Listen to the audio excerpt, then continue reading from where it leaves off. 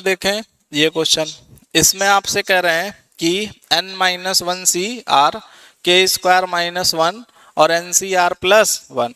अब इसमें एक चीज गौर से देखना कि n-1 और NCR+1 बराबर k²-8। तो अब अगर इसमें देखें तो ये दोनों जब सेम होते हैं, कैलकुलेशन करते तभी बनता है।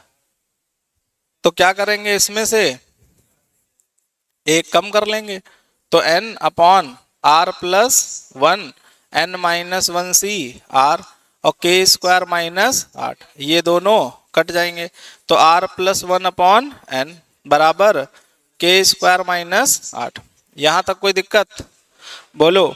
अब तुमको एक चीज हमने सुबह आज बेसिक में बताई थी कि जो ये चीज है ये इससे बड़ी या बराबर होती है, n-1 इससे बड़ा या बराबर होता है। तो अगर हम देखें तो इनडायरेक्टली हम कह रहे हैं कि n बड़ा है r+1 से। इनडायरेक्टली हम क्या कह रहे हैं, n बड़ा है r+1 से या बराबर है। तो तुम खुद सोचो कि ये चीज इसके बराबर है या इससे बड़ी है, नीचे वाली चीज ऊपर से बड़ी है या बराबर है। तो अगर बराबर हुई तो ये वैल्यू 1 आएगी, और अगर ये वैल्यू इससे बड़ी है तो ये वैल्यू 1 से कम आएगी।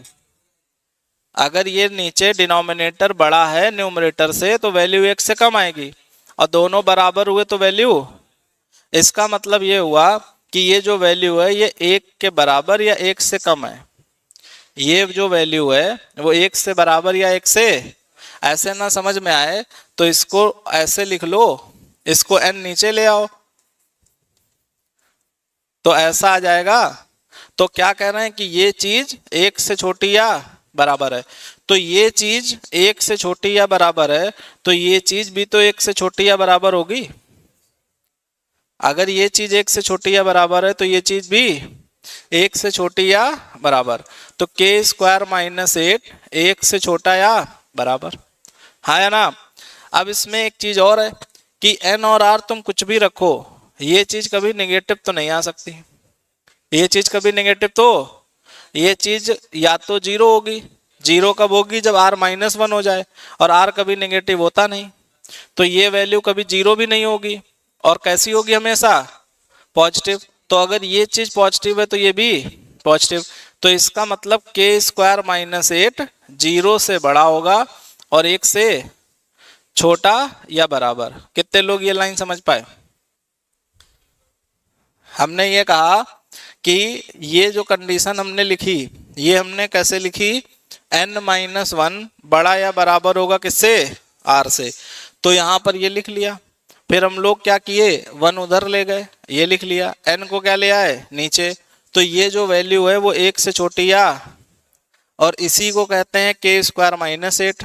तो k²-8 भी 1 से छोटा या, तो वही तो ये लिखा है इतना। अब इसके बाद में अगर देखा जाए तो ये वैल्यू क्या कभी 0 संभव है?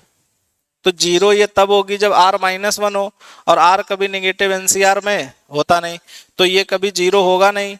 और कुछ रखोगे n और r तो हमेशा ये पॉजिटिव आएगा, तो इसका मतलब ये नंबर हमेशा पॉजिटिव है, और ये नंबर इसके बराबर है, तो ये नंबर भी कैसा होगा, पॉजिटिव। ये लाइन समझ में आ गई? बोलो। यही इसमें बस टर्निंग पॉइंट है। जब इतना तुम सॉल्व कर लिए तो k² 9 और 8 से ऐसा होगा, हाँ है ना, k² कैसा होगा, ऐसा। अब इसमें इंटरेस्टिंग चीज है, इंटरेस्टिंग चीज ये है कि कभी भी अगर ऐसा लिखा है, कैसा कि a से लेके x² b तक है, a से लेके x² b तक है, तो जो x की, जैसे मान लो ये 2 लिखा है और ये 3 लिखा है, ये 2 लिखा है और ये 3, तो x की जो वैल्यू है वो 2 से 3 होगी, मतलब इन दोनों का रूट, या फिर -√3 से -√2 होगी। ये नियम होता है। नहीं समझ पाए? बोलो हाँ या ना बोला करो। देखो जैसे ये लिखा है x² की वैल्यू 9 से 16 है, एक्स स्क्वायर की वैल्यू 9 से, तो तुम इसमें कुछ ना करो, 3 और 4 तो दिख ही रहा तुमको, तो यहाँ पे 3 और 4 लिख दो। क्या लिख दो? यूनियन लगा दो, और इतने का ही नेगेटिव लिख दो। तो नेगेटिव लिखोगे तो उल्टा लिखना पड़ेगा, नहीं लिखना पड़ेगा। अब तुम इसके बीच की वैल्यू रखो तो इसके बीच में ही फंसेगा स्क्वायर, इसके बीच की वैल्यू रखो तो इसके बीच में ही स्क्वायर।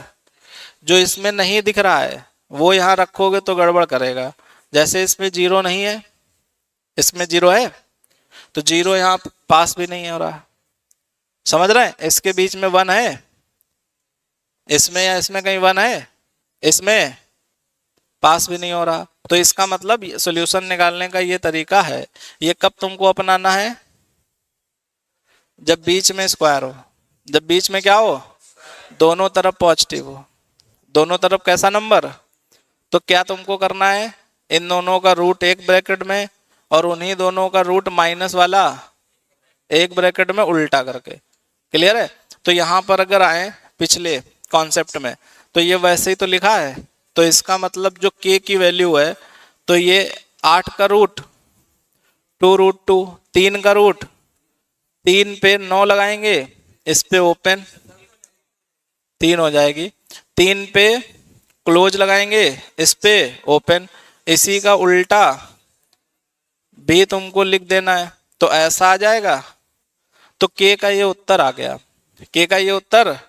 अब पूछा गया कौन सा ऑप्शन सही है, तो ऑप्शन वही सही होगा जिसमें या तो एग्जैक्ट यही हो या इसका सबसेट हो। ऑप्शन वही सही होगा जिसमें या तो सेम उत्तर हो या इसका सबसेट हो। तो यहां पर अगर देखें हम लोग, तो ये 3 तक हाईएस्ट है, तो अगर इसमें कोई 3 से बाहर है तो हटा दो उसको। तो ये वैल्यू 3 से बाहर है, ये वैल्यू 3 से, तो इसको हटा दिया। इसमें भी कुछ वैल्यू 3 से, तो इसको भी हटा दिया। 2√3 निकालोगे तो 2 इंटू 1.7 करो, 2 इंटू 1 तो 17 दूनी 34 होता है। 3.4 इसमें भी 3 से बाहर है, तो ये गलत हो गया, और ये दिख भी रहा है हमको कि ऐसा है। समझ गए कहानी? नहीं